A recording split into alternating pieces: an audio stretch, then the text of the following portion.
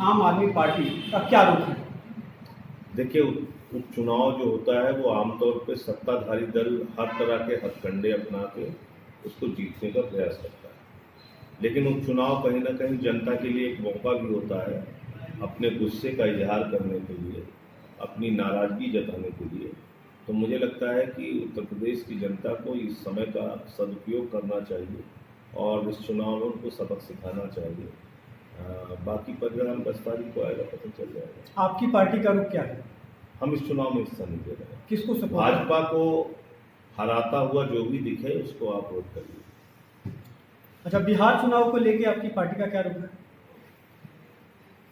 देखिए, बिहार चुनाव में एक बात तो बहुत साफ नजर आ रही है कि लोग नीतीश कुमार की सरकार को हटाना चाहते हैं और उसमें खास तौर से युवा वर्ग है जो बहुत ज़्यादा नाराज है, गुस्से में है, आक्रोशित है और जिसको 15 वर्षों में रोजगार और नौकरी नहीं मिली, अभी भी उनको पलायन करना पड़ता है।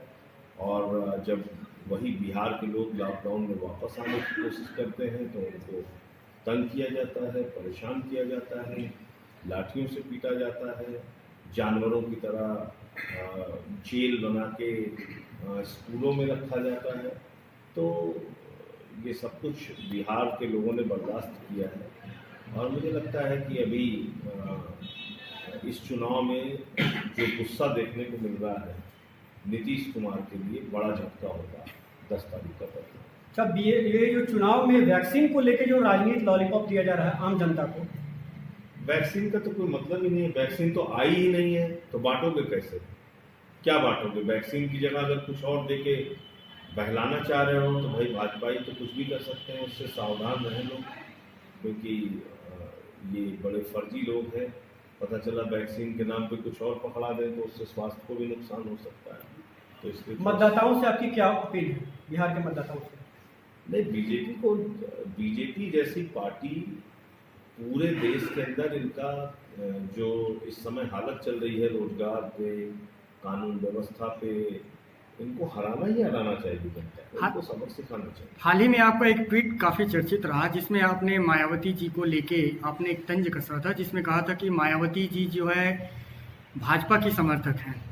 हाँ, बिल्कुल साफ तौर पे है और ये मैं जिम्मेदारी के साथ कह रहा हूँ। तो क्या वो दलित हाथरस कांड पे चुप रही, वो बलरामपुर कांड पे चुप रही, वो गाजियाबाद में जब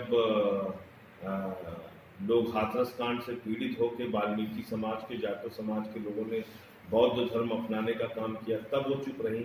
तो मुझे लगता है कि मायावती जी को क्यों चुप थी ये कारण अब समझ में आ रहा है लोगों को कि दरअसल उन्होंने एक राज्यसभा सीट के लिए हाथरस की बेटी की पीड़ा, उसकी तकलीफ, उसकी हत्या के मामले का सौदा कर लिया और दलितों के साथ हो रहे अत्याचार का सौदा कर लिया। क्या भाजपा ध्रुवीकरण की राजनीति इसमें नहीं कर रही है?